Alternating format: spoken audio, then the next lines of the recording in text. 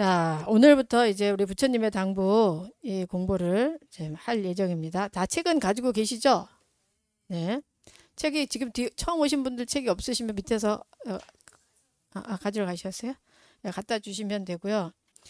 자, 이 부처님의 당부 이 책은 정말 중요한 책이에요. 이 책만 공부를 하면은 여러분들이 삶에 흔들림이 없을 거예요. 어떻게 살아야 하는가에 대한 이런 갈등이 이제 없게 돼요. 왜냐하면은 이 책은 그 니까야라고 부처님께서 당시에 부처님 당시 때 부처님이 말씀하신 그 법문을 모아놓은 게 니까야라고 해요. 거기에서 가장 중요한 부분만 뽑아가지고 한 권의 책으로 이렇게 만든 거예요. 그래서 여기는 그 전체 니까야를 다 못 보더라도 핵심이 잘 담겨져 있기 때문에 여러분들이 이 책을 만났다는 것은 그만큼 여러분들이 착한 일을 많이 한 사람들이에요. 착한 일을 많이 해야지 이 책을 만나지 아무나 못 만나요. 이 책은 정말 착한 일을 많이 해서 공덕을 많이 지은 사람들, 그런 사람들만 이 책을 만날 수가 있어요. 왜냐? 여러분들이 이제 이 책을 다 보고 나면은 삶에 대한 흔들림이 없을 거고 아주 지혜롭고 정말 평화로운 마음으로 인생을 살아가시게 되고 그 어디서든 정말 만나는 사람들마다 화합하고 또 만나는 사람을 이롭게 하는 그런 삶을 살 수밖에 없어요. 이 책을 읽고 나면은 어떻게 보면 여러분들이 이제 인생을 성공할 수 있는 비결이 여기 담겨 있다고 또 볼 수가 있죠. 자, 이 책은 누가 쓰셨냐면은 비구 보디 스님이 쓰셨어요. 비구 보디 스님. 비구 보디 스님은 미국 분이에요. 미국 분이고 이분은 1944년에 태어나셨어요. 그리고 그 미국에 있는 클리어몬트 대학에서 철학 석사를 마치시고 나서 1973년에 비구계를 받으셨어요. 철학 마치자마자 스리랑카로 출가를 하셔가지고 1973년에 그 비구계를 받으셨거든요. 그리고 나서 이제 그 공부를 하시고 나서 이 책을 이제 쓰시게 된 거는 그 스리랑카에 이제 출가를 했던 그 당시 때 그 리즈 데이비드 부부가 영어로 그 니까야를 번역한 게 있어요. 초고를 한 내용이 있었는데 공부를 하시면서 와, 이것을 내가 좀 제대로 잘 정리를 해야 되겠다 이런 원력을 내셔가지고 10년에 걸쳐서 그 니까야를 다시 수행자의 눈으로서 다시 완역을 하신 거예요. 굉장히 많은 양이에요. 부처님이 45년 설법을 하셨잖아요. 부처님이 45년 설법을 하셨기 때문에 양이 굉장히 방대해요. 네, 그 전체적인 내용을 그 니까야로 다 이렇게 정립을 다 이렇게 하셨는데 사람들이 이제 그 책이 나왔을 때 너무 양이 많으니까 와, 우리 현대인들은 너무 바빠서 이걸 다 읽을 수가 없다. 좀 핵심만 추려주면 좋겠다 해서 그 스님께서 핵심적인 내용과 함께 부처님은 사실 이 수행을 어떻게 하라고 체계적으로 뭐부터 하라고 이렇게 가르쳐 주시지도 않으셨어요. 상황 따라 법문을 하셨기 때문에. 근데 모든 부처님의 법문을 다 이렇게 종합을 해서 이 체계를 잡아서 스님께서 재구성을 이렇게 하셨어요. 그리고 이제 스님께서 얼마나 이제 유명하신 분이냐면 2000년도에 그 유엔에서 처음으로 부처님 오신 날 이렇게 기념을 해서 그 기조 연설을 하셨어요. 유엔에서 이제 지금도 우리 도반 스님이 그 미국에 있는데 부처님 오신 날 되면은 유엔에서 행사를 해. 부처님 오신 날 행사를. 예, 그때 이제 처음 2000년에 시작이 됐는데 그때 처음 이제 기조 연설을 하신 분이 이 비구 보디 스님으로 특히 이제 미국 불교에서 굉장히 유명하시고 많은 분들이 존경하는 그런 이제 분이세요. 이 책은 그래서 그 스님께서 좀 현대인에 맞게 그 불교 체계를 잡아서 니까야를 중심으로 가장 중요한 내용들을 이렇게 모아서 현대인들이 좀 더 자기 수행을 잘 해나갈 수 있도록 재정립한 책이 이제 부처님의 당부가 돼요. 그래서 이제 이 책에 나온 거는 2005년에 나왔어요. 예, 위즈덤 출판사에서 나왔는데 이게 나오자마자 아마존에서 베스트셀러로 됐어요. 이 책이. 그리고 이제 스님은 이 책을 그 출판하시면서 어떻게 이 책이 도움을 줄지 세 가지로 말씀을 하셨어요. 이 구성을 어떻게 하셨는지, 어떤 의미에서 어떤 도움을 주기 위해서 이렇게 책을 내셨는지를 말씀하셨는데, 첫 번째는 이 생에 지금 여기에서 얻을 수 있는 이익과 행복, 이 삶 속에서 어떻게 내가 이익과 행복을 얻을 것인가에 대해서 여러분들이 알게 되고, 그 두 번째는 다음 생에 좋은 환경에서 태어나 해탈을 위해 수행할 수 있는 이익과 행복에 대해서 또 우리가 얻을 수 있다고 하시고요. 세 번째는 열반을 얻어 윤회에서 영원히 해탈하는 이익을 얻을 수 있다. 이 책을 통해서. 너무 좋지 않아요? 여러분들은 이 책을 통해서 이 삶 속에, 지금 이 삶 속에서의 이익과 행복을 얻을 거고, 또 다음 생에도 이익과 행복을 얻을 거고 수행할 수 있는. 그 다음에 세 번째는 윤회에서 영원히 벗어나서 해탈을 얻는 그런 이익을 이제 얻을 수 있게 됩니다. 그리고 이제 스님께서 이제 또 말씀하시기를 이 책의 중요한 역할에 대해서는 첫 번째로 불교에 관심 있는 이들에게 가장 오래된 불교 경전을 접할 기회가 된다. 이 책이 불교가 탄생하고 가장 오래된 경전이에요. 그래서 부처님의 직설, 서가모니 부처님이 직접 설한 그 내용이기 때문에 가장 오래된 불교 경전을 접할 기회가 되고, 두 번째는 그 테라바다 불교. 테라바다 불교는 이제 남방 불교를 말해요. 스리랑카, 미얀마, 캄보디아 등 그쪽에 있는 수행하시는 분들을 테라바다 불교라고 하는데, 그 자신이 믿고 있는 그 불교 전통을 더 깊게 이해하는 계기가 되고, 그 다음에 대승불교. 대승불교는 어디예요? 대한민국, 중국, 대만, 일본, 여기 이제 대승불교권이에요. 여기서 수행하고 있는 분들은 사성제, 오온연기, 팔정도 등 불교 전통의 근간이 되는 핵심 가르침을 직접 접할 수 있는 그런 계기가 될 거다라고 말씀을 하셨어요. 그러니까 부처님께서 직접 그 가장 중심이 되는 불교 교리, 사성제가 무엇인지, 팔정도가 무엇인지, 연기가 무엇인지, 공이 무엇인지를 직접 설하는 것을 우리가 이제 접하게 되는 그런 좋은 기회가 됩니다. 자, 그래서 이제 그 일정을 제가 인쇄를 했는데, 도훈 씨 이거 좀 나눠주세요.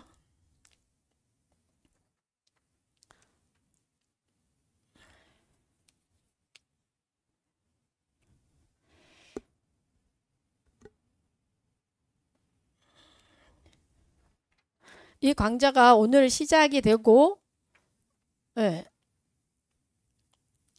그 다음에 다음 주 또 저희 강좌를 듣고 10월 달에는 우리가 뭐 추석도 있고 행사들이 많아가지고 강의를 쉴 수밖에 없어요. 그리고 다시 시작하는 거는 11월 9일 날 본문으로 들어가는 것은 인간의 숙명에 대해서부터 시작을 해서 쭉 이제 들어가게 됩니다. 그래서 여러분들 이제 일정을 좀 참고하시고 거의 이제 한 달 10월 달에는 공부를 못 하잖아요. 그동안에 여러분들 이 책을 처음부터 끝까지 좀 쭉 읽어보시면 좋을 것 같아요.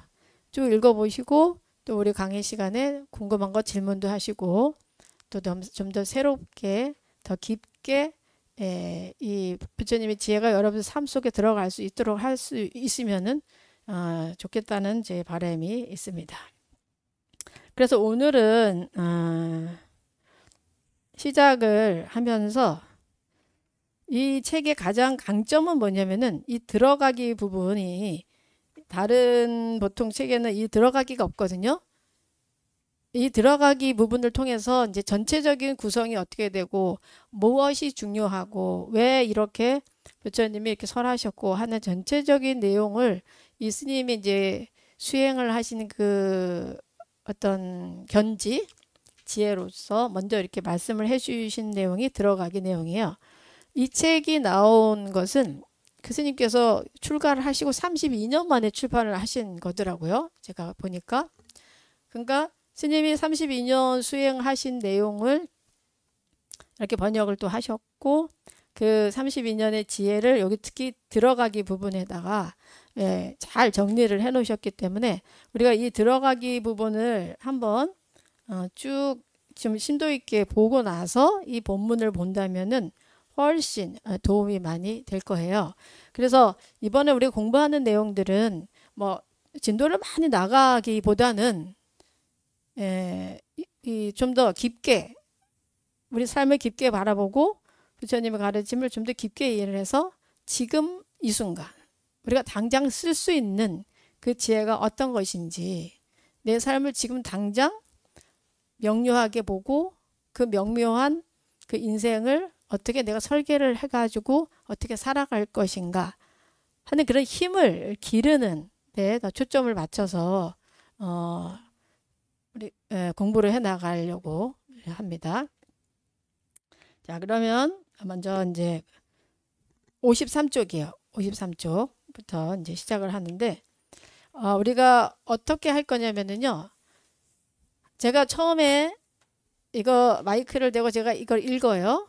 그럼 여러분들도 저는 마이크 대고 있고 여러분들은 그냥 같이 읽으시고 그 다음에 이제 마이크를 돌아가면서 한 페이지씩 이렇게 읽을 예정인데요.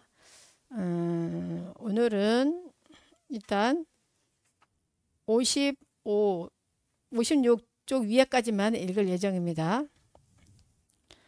마이크 준비가 됐나요? 우리가? 됐어요? 오늘 처음 오셔서 갑자기 읽으시면 좀 힘드시지 않을까? 그죠? 그죠? 우리 명연이 여기부터 시작을 하는 게 더 좋을 것 같아. 자, 스님이 이제 먼저 53쪽 읽겠습니다. 모두 같이 읽겠습니다. 여느 종교들처럼 불교는 인간의 필연적인 괴로움을 해결하려는 노력에서 시작되었다. 불교가 다른 종교와 다른 점은 직접적이고 철저하며 엄격한 현실주의 관점에서 인간의 괴로움을 바라본다는 것이다. 부처님은 통증만을 완화시키는 치료법이 아니라 인간 존재 자체에 내재하는 근원적인 원인을 찾아 만성적인 질병의 뿌리를 뽑는 방법을 선택하셨다. 따라서 불법을 따라 수행하면 결국 괴로움의 근원을 완전히 제거할 수 있다. 다만 그 시작점은 우리 일상생활 속에서 받아들이기 힘든 사실들을 간주하는 데 있다. 여기에서도 불교의 엄격한 현실주의 관점이 잘 드러난다. 지혜로운 주의력을 먼저 기르라는 것이다. 부처님은 일생을 아무 생각 없이 헤매지 말고 주변 어디서든 발견할 수 있는 작지만 소중한 진리에 주의를 기울이라고 말씀하셨다. 그 중에서도 우리가 늙고 병들고 죽는다는 사실은 너무나 확연해서 무시할 수 없음에도 참으로 받아들이기 힘든 진리이다. 일반적으로 불교는 늙음과 죽음의 실상을 깨닫고 출가 수행하여 윤회에서 완전히 벗어나 열반을 성취하라고 가르친다고 생각한다. 자, 그 다음에 마이크 읽어주세요. 수도 있지만 그렇다고 가르침을 청하는 제자들에게 열반을 제일 먼저 가르치진 않으셨다. 가장 먼저 일깨워 준 것은 바로 윤리적인 삶이었다. 인간은 필연적으로 늙고 죽을 수밖에 없다는 사실을 받아들여서 그릇된 삶의 방식은 버리고 올바른 삶에 대한 강한 의지와 확고한 결심을 다지기를 기대하신 것이다. 다시 말하면 부처님은 인간이 다른 생명에게 느끼는 자비심과 자신의 이익과 행복을 위하는 본능을 근거로 윤리적인 삶을 가장 먼저 내세우신 것이다. 윤리적인 원칙에 따라 행동할 때 자신의 현재와 미래의 이익을 보장할 수 있다는 이 가르침은 행동에는 반드시 결과가 따른다는 전제를 기반으로 하고 있다. 익숙해진 나쁜 습관을 고치고 싶다면 이 전제에 대한 확신이 있어야 한다. 자신을 망치는 삶에서 벗어나 만족스럽고 보람된 삶을 살고 싶다면 먼저 자신의 행동에 결과가 따른다는 사실을 깨달아야 한다. 그 결과는 현생이 아니면 내생에서라도 반드시 발현된다. 1장 1. 늙음, 병든, 죽음에 나오는 세계의 경전은 이 가르침을 유려하게 잘 설명하고 있다. 1-1 늙음과 죽음에서는 태어난 존재는 반드시 늙고 죽을 수밖에 없는 필연적인 일과를 설명하고 있다. 얼핏 보면 부유한 귀족, 불암한 장자 등 상류층과 아라한을 예로 들어 산산 자연 현상을 이야기하는 것처럼 보이지만 그 속에 교훈이 숨겨져 있다. 1-2 산의 비유에서는 산의 위력에 빗대어 늙음과 죽음이 닥쳐올 때 우리가 할 수 있는 일은 올바르게 살고 선한 행동을 하며 복덕을 쌓는 것이라고 밝히고 있다. 1-3 천신의 사자는 우리 곁에 찾아온 천신들의 사자를 알아보지 못하고 늙음, 병듦, 죽음이 은밀히 보내는 신호를 알아차리지 못하며 게으르고 무모한 행동으로 해로운 업을 지어 두려운 결과를 맞이한다는 내용을 담고 있다. 자신이 늙고 죽는다는 지각이 일어날 때 마치 저주와 같이 괴롭히던 감각적 쾌락, 권력을 향한 영을 치어댄다. 눈을 흐리게 했던 혼란이 거치고 삶의 목적을 제대로 깊이 생각할 수 있게 되는 것이다. 그렇다고 모든 사람들이 당장 가속과 재산을 버리고 출가 유행하며 은둔 수행할 수 있는 것은 아니다. 부처님도 제가자들에게 그렇게 하도록 권하지 않으셨다. 위에서 보았듯이 인간은 결국 늙어 죽는다는 사실을 기반으로 업과 윤회라는 뗄 수 없는 한 쌍의 윤리적 원칙을 먼저 가르치셨다. 이를 업의 법칙이라고도 하는데 불선한 행동의 결과는 현생뿐 아니라 먼 미래생에도 발현된다는 것이다. 불선한 행동은 불행하게 다시 태어나게 하고 고통과 괴로움을 가져오며 선한 행동은 다시 태어나게 하고 이익과 즐거움을 가져온다는 이치다. 우리는 모두 늙어 죽는다. 그러니 지금 누리고 있는 만족은 일시적인 뿐이라고 끊임없이 알아차려야 한다. 젊고 건강할 때는 즐길 수 있다. 하지만 그동안 축적된 업이 사수에 성숙되면 자신이 저지른 행동에 마땅한 과보를 받게 된다. 그러므로 오랜 미래의 이익을 위해서 괴로움을 가져오는 나쁜 행동은 철저히 피하고 현재와 미래의 행복을 가져오는 선한 행동을 부지런히 실천해야 한다. 자, 여기까지 일단 보겠습니다.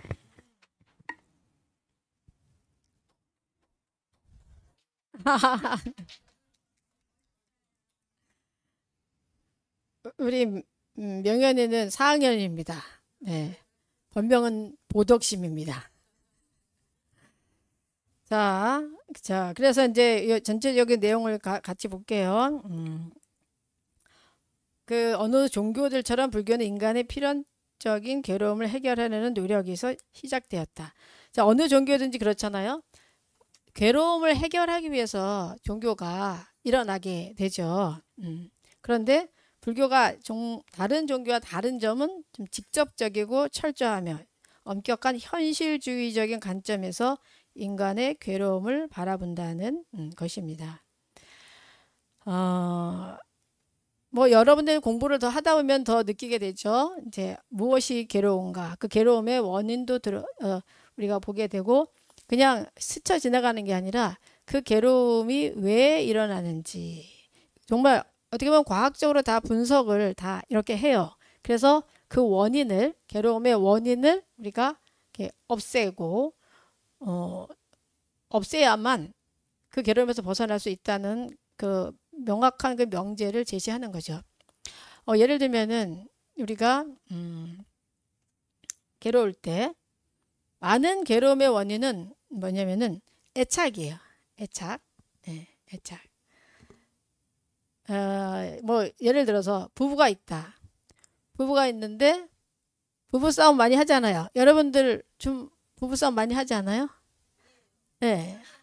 안 하는 집이 거의 없을 거예요. 안 한다는 건 또 이상한 거예요, 사실은. 네. 왜 부부싸움을 하느냐면은 애착이 있기 때문에 싸우는 거죠. 예를 들어 우리 남편이 술을 먹고 늦게 들어왔다. 그러면 아내 입장에서는 화가 나죠. 왜 화가 날까요?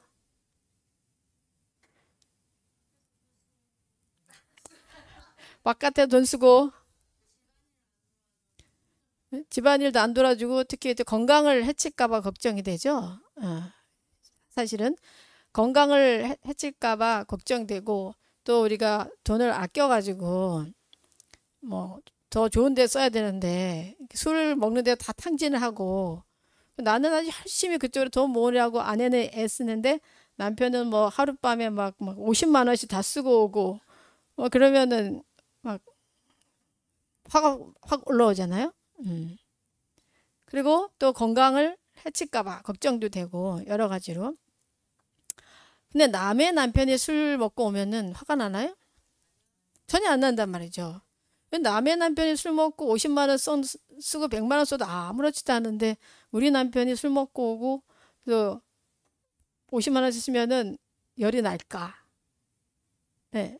그거를 이제 생각을 해야 되는 거야. 그러니까 보통은 이제 일반적인 사고에서는 그러면 당연히 내가 화를 내고 바가지를 끌고 하는 게 당연하지만, 이게 우리가 불자로서는 수행자적인 면에서는 딱 보면은 내가 왜 화가 나지?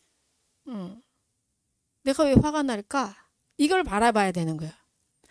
술 먹고 남편을 뭐라고 할 게 아니라 내가 왜 화가 나지? 하고 먼저 내 마음을 들여다봐야 돼. 내가 애착하고 있구나. 우리 남편을 애착하고 있구나. 남의 남편이 술 먹으면 아무렇지도 않은데 우리 남편이 먹으면 화가 난다는 거예요. 그만 애착하기 때문에 건강을 해치니까 걱정되고, 그 다음에 또 우리 가정에 대한 애착이 있는 거죠. 우리가 돈을 이렇게 모아야 되는데 저렇게 철없는 우리 남편은 저렇게 돈을 펑펑 쓰네. 이런 거에도 보면은 우리 가정이 행복해야 된다는 어떤 그런 애착된 감정을 가지고 있기 때문에 이렇게 화가 나는 거예요. 그렇다면은 이 애착을 내가 내려놔야지만 행복할 수 있잖아요. 근데 이 애착을 내려놓는다는 게 생각보다 아주 어려워요. 정말 어려워요. 너무 어려워요. 근데 내가 애착을 하고 있다는 것만 알아차려도 마음이 50%는 편안해져요. 네. 50%는 편안해져요, 일단. 그런 다음에 이 내 애착의 원인이 뭔가 또 이렇게 살펴봐야지 되죠.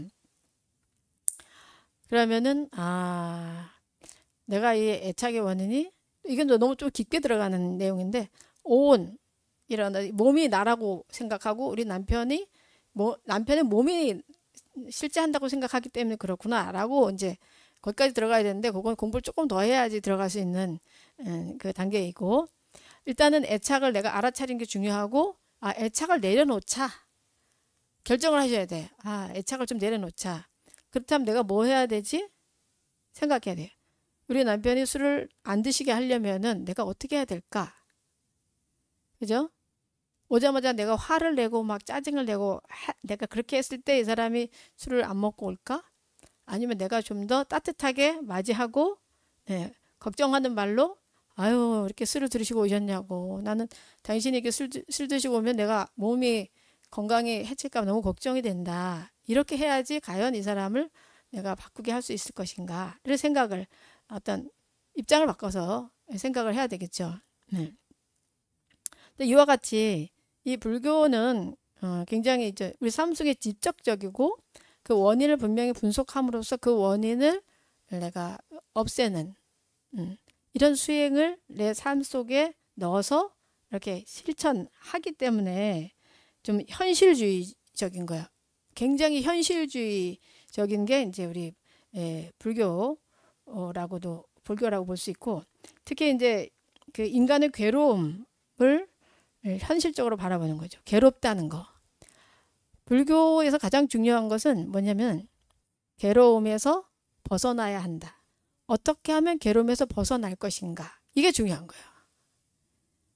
그래서 이 괴로움을 내가 바라봐야 돼요. 내가 무엇으로 괴로워하는지를 바라봐야 되는데, 많은 사람들이 괴로워하면서도 그 내가 뭐 때문에 괴로워하는지를 몰라. 그냥 살아요. 그냥. 네. 그래서 이 삶 속에서 늘 이제 고요히 앉았을 때 여러분들이 내가 무엇으로 괴로워하지? 내 마음은 왜 평화롭지 않지? 이렇게 좀 스스로를 바라보는 시각이 굉장히 중요하고, 내가 이런 괴로움을 가지고 있구나라는 것을 먼저 알아차리고, 그러면 이 괴로움을 어떻게 내가 벗어날 수 있을까를 생각을 하셔야 돼요. 물론 이제 여러분들 이 공부를 다 하시다 보면은 그 괴로움을 벗어나는 길을 이제 자연스럽게 이렇게 알게 돼요. 그러면 거기에서 제시한 그 길들을 내가 가려고 노력을 하셔야지. 자꾸 노력을 하다 보면은 결국은 어떻게 되냐면은 누가 나를 욕하고 나한테 욕하고 소리 질러도 화가 하나도 안 나는 그런 상태에 이렇게 되는 거예요. 탐진치가 없는 상태, 그 상태에 이르러서 결국은 이제 불교의 그 목적은 열반에 이르는 길이죠. 열반. 괴로움이 전혀 없는. 그게 죽어서의 열반이 아니라 이 살아서 여기에서 괴로움이 없는 그 길을 지금 우리가 닦아 나가자 하는 게 가장 이제 중요한 핵심 그 방향이라고 이제 우리가 볼 수가 있죠. 자, 그래서 인간의 괴로움을 현실주의 관점에서 다 이렇게 보고 있는 게 불교예요. 부처님은 통증만을 완화시키는 치료법이 아니라 인간 존재 자체에 내재하는 근원적인 원인을 찾아 만성적인 질병의 뿌리를 뽑는 방법을 선택했다. 와, 이 표현이 너무 멋있어요. 만성적인 질병의 뿌리가 있습니다. 여러분들이 다 지금 질병을 앓고 있다고도 할 수가 있어요. 그것은 뭐냐면 여러분들의 특히 나쁜 습관들, 각자가 나쁜 습관을 가지고 있죠. 네. 어떤 나쁜 습관이 있을까? 뭐 늦게 자는 습관? 이것도 좀 나쁜 습관이죠. 네. 늦게 혹은 자꾸 상대한테 말을 할 때 존중하는 말이 아니라 지적하는 말, 나무라는 말, 이것을 우리가 할 경우 상대가 항상 힘들잖아요. 나와 있는 상대가 늘 힘들죠. 맨날 지적하는 거. 너 왜 이렇게 딴 식으로 하냐? 그거밖에 못해? 그거를 왜 이래?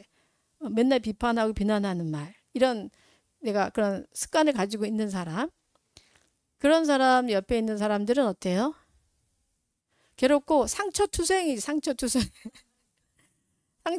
그래서 제발 그렇게 말하지 마세요. 그렇게 거칠게 말하지 마세요. 그러면 뭐라 그래요? 그런 사람들이 일반적으로 뭐라고 말해요? 에? 맞아. 나는 그래서 뒤끝이 없다. 이렇게 말하는 사람도 있고, 내가 언제 그랬어? 그런 사람들이 대부분이에요. 요즘 애들은 뭐라고? 어쩔 TV? 어쩔 거야. 이렇게? 어쩌라고요? 맞아. 어쩌라고. 아이들은 그렇군요. 그러면 어쩌라고 이렇게. 바로 이게 방법을 모른다는 거죠. 그러니까 자기를 보는 시각이 없는 거잖아요. 그러니까 남을 비난하고 항상 헐뜯고 야단치고 막 이런 사람 옆에 있으면 막 가시에 꽂히는 것 같아.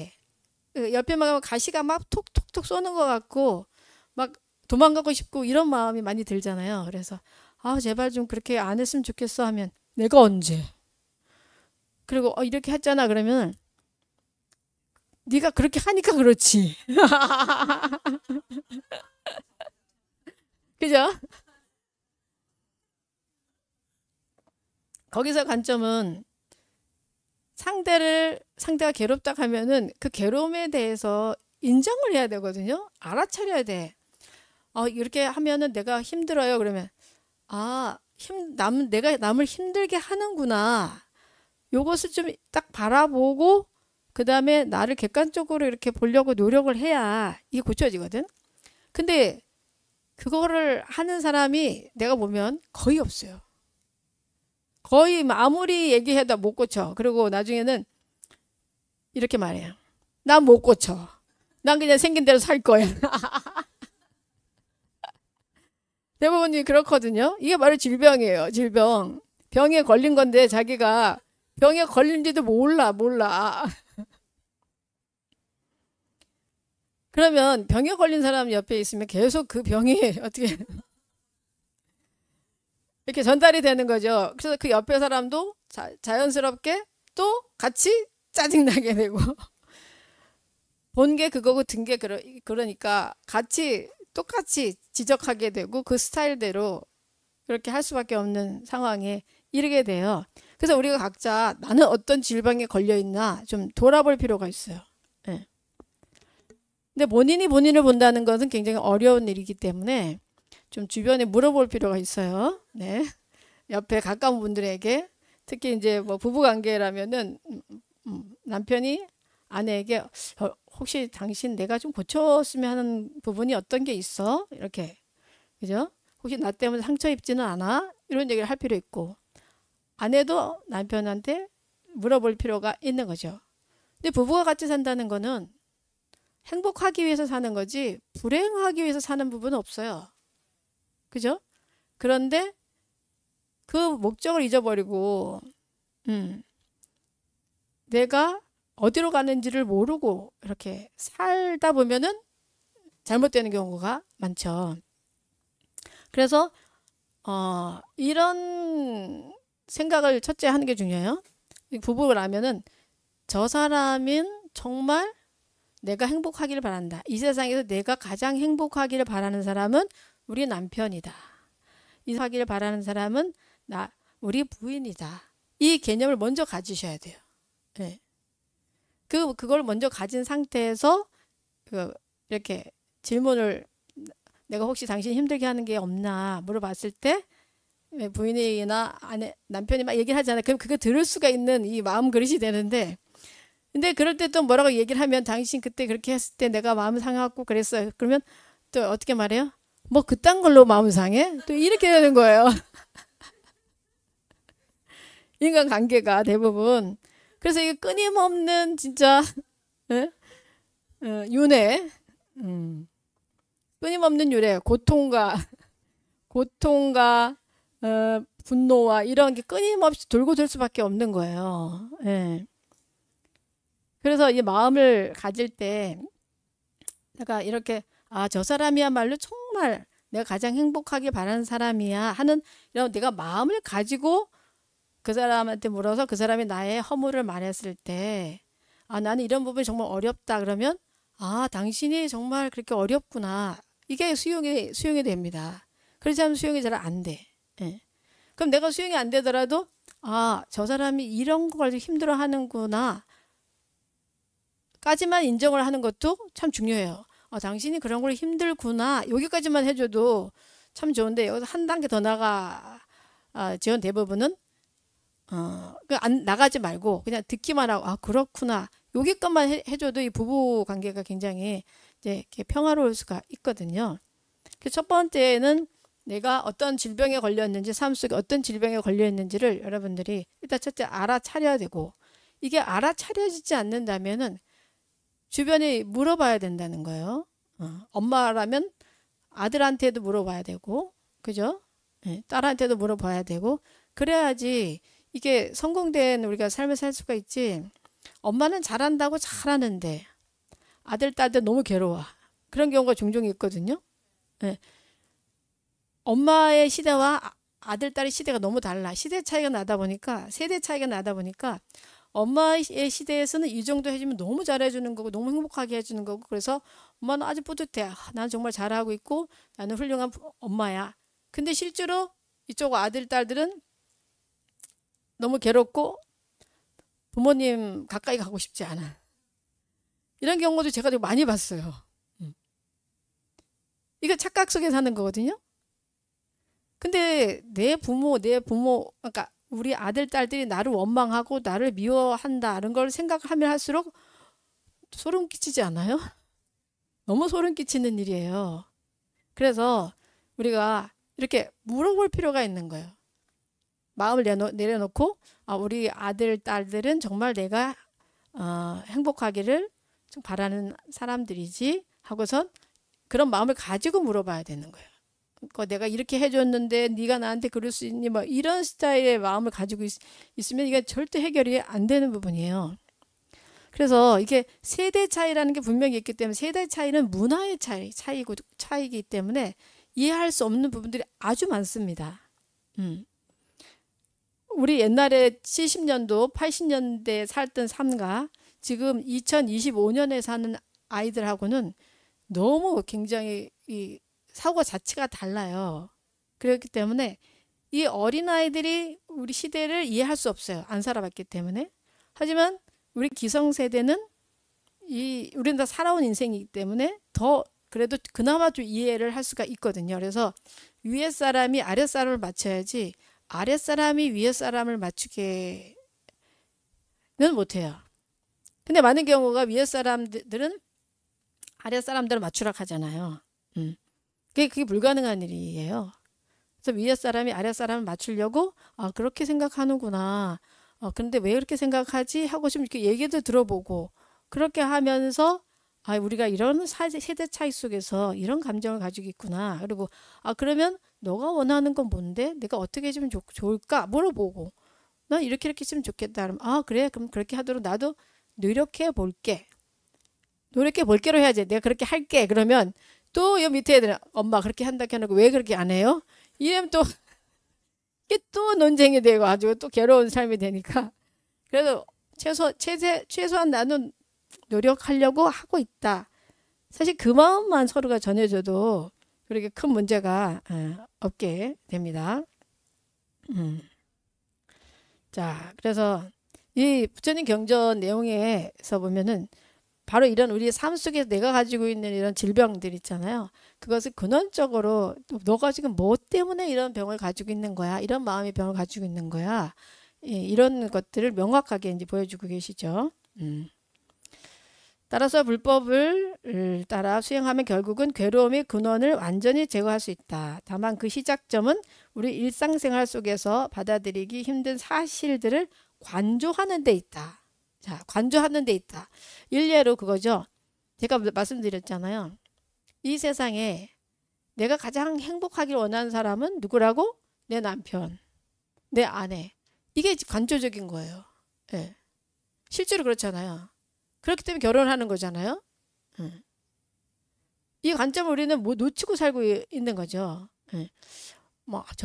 저 인간은 나 괴롭히려고 태어났나? 뭐 이렇게 많은 사람도 있어요. 가끔 어르신들 보면 너무 안 고쳐주니까. 자, 여기에서도 불교의 엄격한 현실주의적 관점이 잘 드러난다. 지혜로운 주의력을 먼저 기르라는 것이다. 부처님은 일생을 아무 생각 없이 헤매지 말고 주변 어디서든 발견할 수 있는 작지만 소중한 진리에 주의를 기울이라고 말씀하셨다. 그 중에서도 우리가 늙고 병들고 죽는다는 사실은 너무나 확연하여 무시할 수 없음에도 참으로 받아들이기 힘든 진리이다. 일반적으로 불교는 늙음과 죽음의 실상을 깨닫고 출가 수행하여 윤회에서 완전히 벗어나 열반을 성취하라고 가르친다. 물론 이것이 부처님의 궁극적 의도였을 수도 있지만 그렇다고 가르침을 청하는 제자들에게 열반을 제일 먼저 가르치지는 않으셨다. 가장 먼저 읽어준 것은 바로 뭐예요? 윤리적인 삶. 인간은 필연적으로 늙고 죽을 수밖에 없다는 사실을 받아들여서 그릇된 삶의 방식을 버리고 올바른 삶에 대한 강한 의지와 확고한 결심을 다지기를 기대하신 것이다 했어요. 자, 부처님께서는 있는 모습 그대로 보라는 걸 가장 중요시 하셨어요. 있는 모습 그대로 봐. 자, 우리는 늙고 병들고 죽어. 그거는 당연한 거예요. 근데 우리는 어때요? 병들었을 때 괴로워하죠. 내가 왜 이런 병에 걸렸을까? 그래서 막 괴로워하고 또 죽음이 올까봐 두려워하고. 근데 이게 당연한 건데 두려워한다니까? 사람이 태어났으면 당연히 늙고 병들고 죽는 게 당연한데 그냥 그럼 당연히 받아들이면 되는데 이게 당연히 못 받아들이고 괴로워한다는 거. 네. 괴로워하고 그 인생을 사는 것과 괴로워하지 않고 사는 것과 뭐가 더 좋아요? 그죠? 괴로워하지 않고 살아가는 거죠. 아침에 일어났는데 내가 여기 주름이 더 생겼다 그러면 아, 주름이 생겼구나. 내가 늙어가고 있구나. 당연하구나. 네, 그죠? 성형, 그래. 뭐 싫으면 내가, 그렇지. 내가 좀 보기 싫으면 뭐 성형외과에 갈 수도 있는데 성형외과를 또 너무 중독되면 안 되지만 뭐 요즘은 내가 불편한 거 보면 성형외과 가서 좀 이렇게 하는 것도 저는 좋다고 봐요. 예. 네. 꼭 뭐 굳이 내가 너무너무 괴로워하면서까지 그걸 참아가면서 그렇게 할 필요는 없는데 그렇다고 성형 중독이 되면 또 그게 안 되니까 그런 것들이. 그래서 내가 죽음이 왔다. 죽음이 왔다 하면은 아, 내가 죽는 게 당연하지. 그래. 기쁘게 죽자. 이렇게 하면은 얼마나 좋아요. 이번에 제가 그 장례식장에 다녀왔는데 참 감동적인 죽음이었어요. 그 영가님이 이제 어떻게 돌아가셨는지 이제 들었는데 92세 어르신인데 좀 치매가 있으셨대요. 치매가 있으셔가지고 그 이제 집에서 그 간병인이 계속 이제 돌보시고 하셨는데 이 간병인이 아주 불자시니까 치매이신데 천수경을 이렇게 틀어드리잖아요. 천수경을 딱 틀어드리면 다른 건 다 기억 못하는 게 천수경 기억하신대. 그래서 천수경 틀어드리면 같이 천수경 막 따라 하시고 그렇게 하시더니 한 일주일 전쯤에 난 이제 가야 돼. 이런 말씀 하시네요. 난 이제 가야지. 2번 말씀하시더니 나 이제 가야지. 그렇게 하시더니 한 일주일 후쯤에 목욕하시고 공양을 하시고 밥을 맛있게 드시고 그 다음에 이렇게 딱 누워가지고 편안히 돌아가셨대요.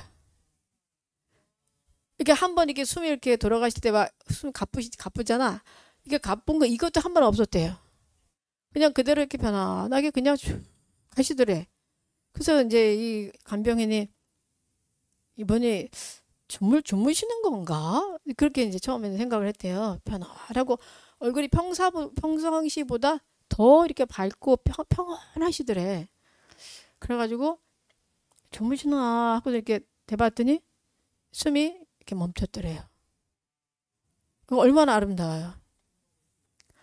네. 근데 그분이 얘기를 들어봤더니 그렇게 수행을 열심히 하시고 그렇게 절에 보시를 많이 하셨대요. 그렇게 큰 보시를 많이 하셨고 첫째 따님은 절도 지었대요. 그래서 제가 이제 3일 동안 갔는데 우리 신도님의 시어머니이신데 3일 동안 이제 갔는데 아주 큰 스님 오셨더라고. 큰 스님이 이제 아주 큰 스님 오셔가지고 이제 같이 장례식장 오셔서 그 분께 절을 하시더라고. 큰 스님이. 내가 보통 스님들이 일반인 돌아가신 분들한테 스님들은 절을 안 하시거든요. 특히 이제 이게 가사장삼을 입고는 이 절을 안 하게 돼 있어요. 그래서 이제 우리가 절을 해야 된다 할 때는 가사를 빼고 안에 이제 이 장삼만 입은 상태에서는 절을 하지만 이 가사를 입은 상태에서는 절을 안 해요. 왜냐하면 이 가사는 부처님을 상징하는 거기 때문에 가사 입은 상태로 제가자한테 절을 하면은 이거는 제가자가 복이 감해지는 거기 때문에 그거는 이제 안 하지만 우리가 가서 이제 그래도 하고 싶은 분들 있잖아. 그럴 때는 꼭 가사를 벗고 하는데 아주 큰 스님이 오셔서 물론 가사는 안 하셨는데 장삼 입은 상태로 그 어르신께 절을 하면서 그러셨대요. 내가 보통 제가자들은 돌아가셨을 때 절을 안 하는데 이분은 나에게 어머니 같은 분이었다.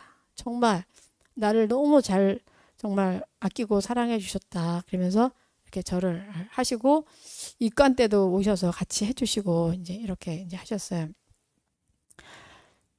아무튼 그런 임종을 보면서 야 정말 멋있구나. 이렇게 살아서 공덕을 자꾸 짓고 하면은 이것이 정말 내 임종시에 이것이 그대로 이렇게 발현되는구나 하는 그런 또 감동을 제가 갖게 됐는데 자연스럽게 뭐든지 또 이렇게 술술술 좀 잘 되고 그러더라고요.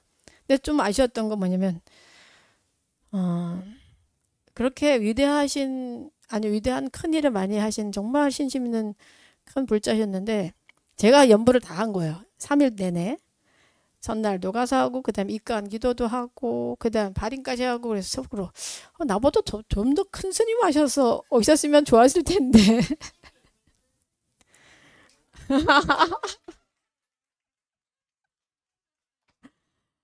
아니 제가 생각할 때는 저는 아직 작은 스님이잖아요. 제가 생각할 때. 그래서 이렇게 정말 큰 스님들 많이 보필하고 훌륭하게 해드린 우리 또 대보살이신데 더 좀 큰 스님들이 연보를 해주시고 그랬으면 더 좋았을 텐데 이런 좀 아쉬움이 제 개인적으로는 좀 나는 그런 시간이었어요. 그래서 우리가 이제 이 죽음이라는 거에 대해서도 불교는 죽음을 피하라고 하지 않고 그냥 당연한 거야. 그냥 받아들이면 돼 하는 거죠. 그래서 이런 마음으로 살 때 죽음이 두렵지가 않지. 내가 지금 이 순간 죽는다 하더라도 괜찮아. 그래 죽음이 나한테 오면 그냥 받아들여. 왜냐? 다음 생이 또 있잖아요. 다음 생이 있고 또 내가 훌륭한 일을 많이 했으면 그 훌륭한 일의 그 인과의 가보에 의해서 또 다음 생에 좋은 곳에 태어날 것이고 특히 이제 우리 스님들의 스님들의 도움을 받는다면 극락세계 아미타 부처님 세상에 가서 또 부처님께 법문을 들을 것이니 내가 이런 늙고 병든 몸 버리고 그죠? 새 몸 받으면 더 좋지?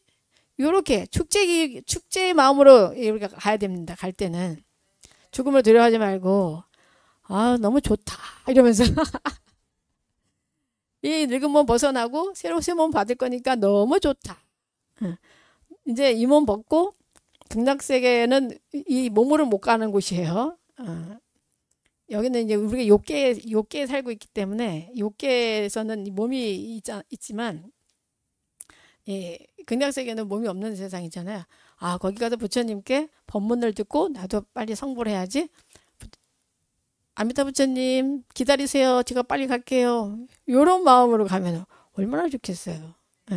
그래서 이렇게 이 늙음과 병든과 죽음에 대해서 있는 모습 그대로 바라보면은 두려움이 없는 거죠. 그냥 자연적인 현상이지.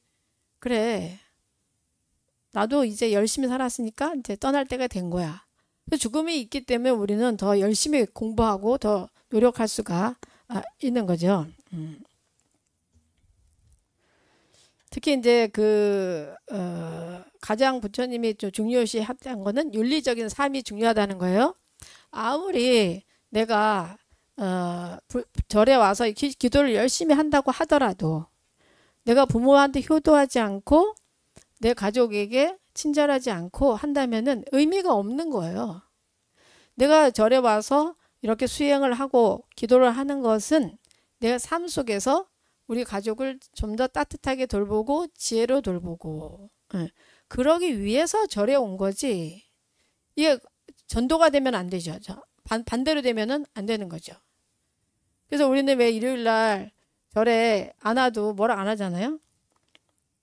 절에 이제 안 오고 어디 부모님 모시고 우리 부모님이 뭐 결혼 기념일이어서 모시고 어디 갑니다. 그러면 아이고 잘하셨어요.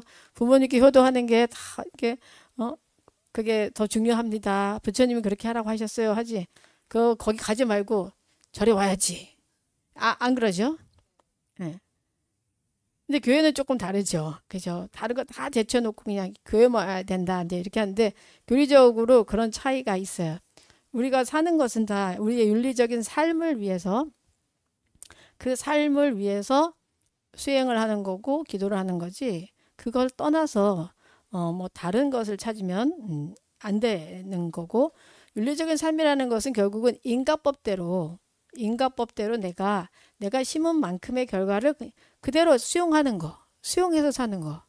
그게 바로 이제 윤리적인 삶이죠.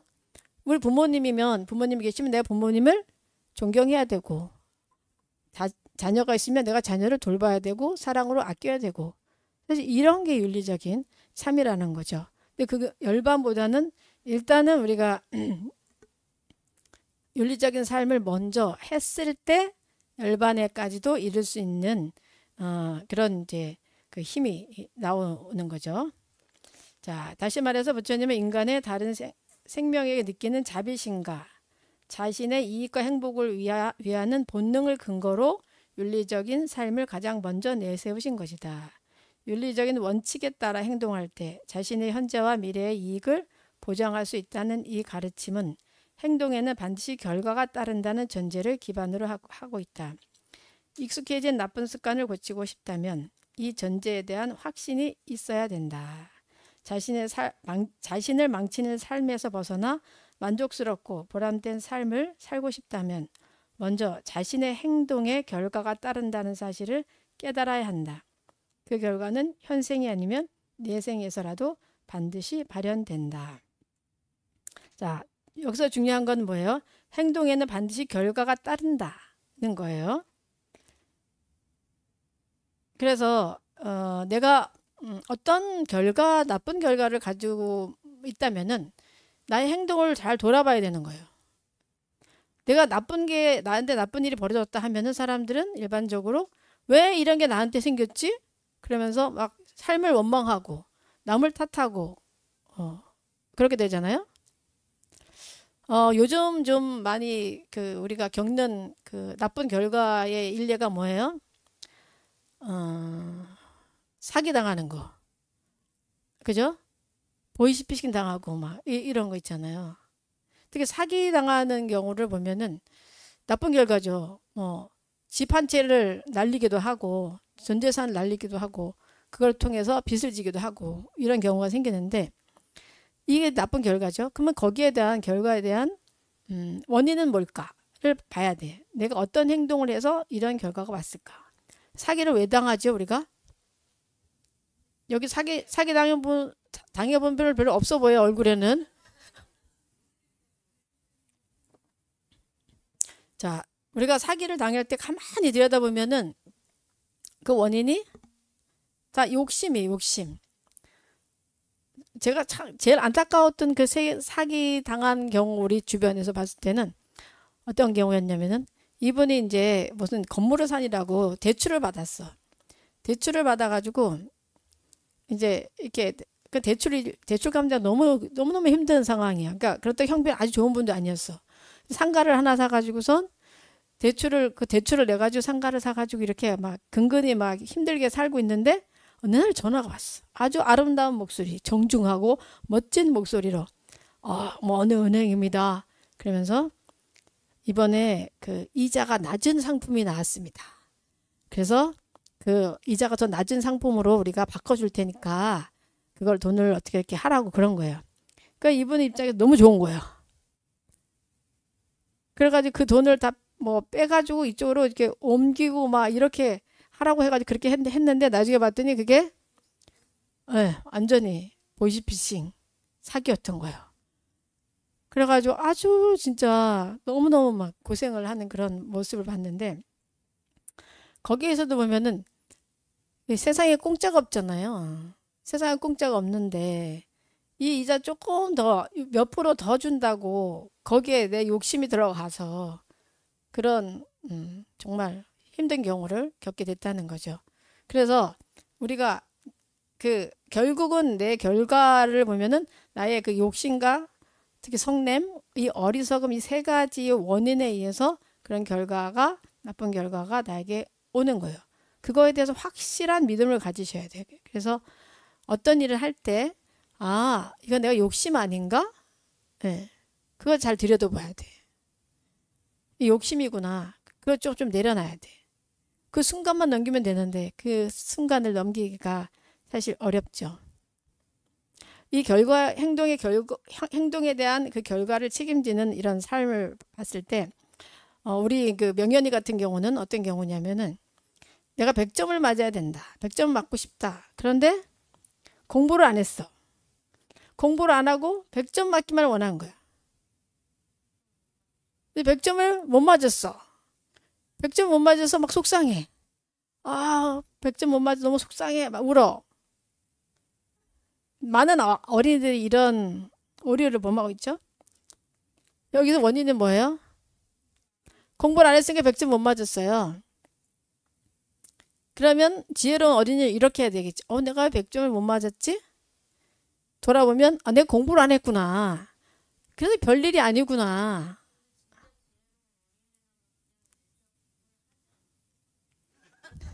그러니까. 예. 근데 이런 경우가 생기죠. 왜냐 상황이라는 게 있잖아. 공부를 하고 싶지만 공부를 못할 상황이 있잖아. 예를 들면 내가 아프다거나 감기에 걸렸다거나 뭐 집안에 일이 있거나 그럼 공부를 못할 수밖에 없잖아요. 그래서 내가 100점을 못 맞았다. 네.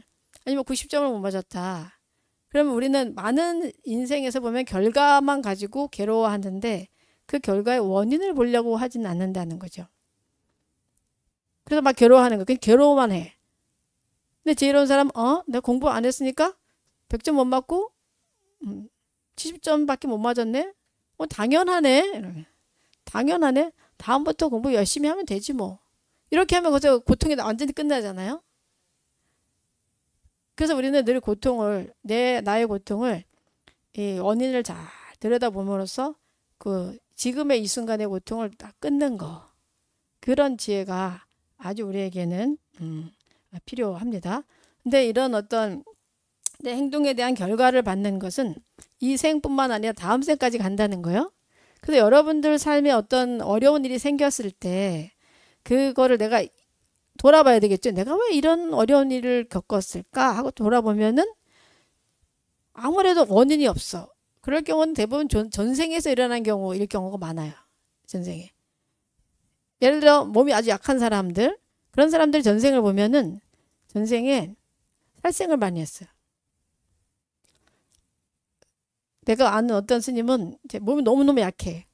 하도 약해가지고 도대체 이렇게 왜 몸이 이렇게 약할까? 아까 전생을 봤더니 전생에 사무라이였어. 사무라이.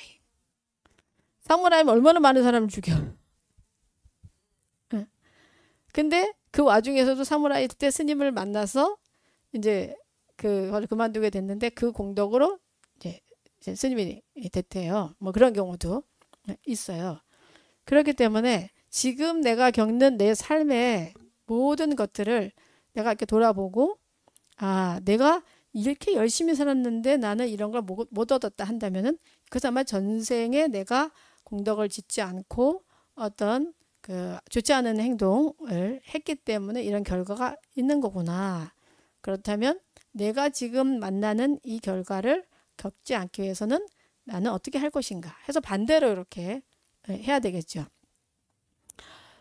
이 이야기를 통해서 참 더 감동적인 예는 그 부처님의 제자 중에 목건현 존자가 있어요. 목건현 존자는 신통제일이에요. 신통제일. 신통이 아주 뛰어나신 분이죠. 근데 그분이 돌아가실 때 어떻게 돌아가셨냐면은 돌에 맞아 돌아가셔요. 돌에 맞아서. 돌에 맞아서 돌아가셔요. 그래서 이제 제자가 물어봐요. 신통이 자제하신 분께서 왜 돌에 맞서서 돌아가시냐고. 그랬더니 인간은 어쩔 수 없, 여견하다. 내가 전생에 이런 그 나쁜 행동을 한 적이 있었다. 그걸 내가 지금 받는다. 그렇기 때문에 나는 이것을 피하지 않고 내가 이것을 받아들임으로써 나는 모든 것에서 완전히 벗어난 사람이 될 것이다. 이렇게 하고 기꺼이 이렇게 받아들이셨거든요. 저는 그 내용이 너무 감동이었어요. 그래서 우리가 삶에서 마주하는 그 어떤 것이든 우리가 기꺼이 받아들이고 또 좀 더 내가 더 성숙되고 더 지혜로운 그런 사람이 되기 위해서는 내가 지금 어떤 공덕을 질 것인가를 생각을 하는 게 미래지향적인 것이지 지금의 나의 삶에 대해서 너무 괴로워만 하고 있다면은 이 괴로운 삶을 다음 생도 또 반복할 수밖에 없는 거예요. 계속 반복이 될 수밖에 없는 거지. 이게 인과가 역연하기 때문에 어쩔 수 없는 거죠. 만약에 여러분들이 누가 여러분들에게 돌팔매질을 한다. 그러면 뭐라고 하겠어요?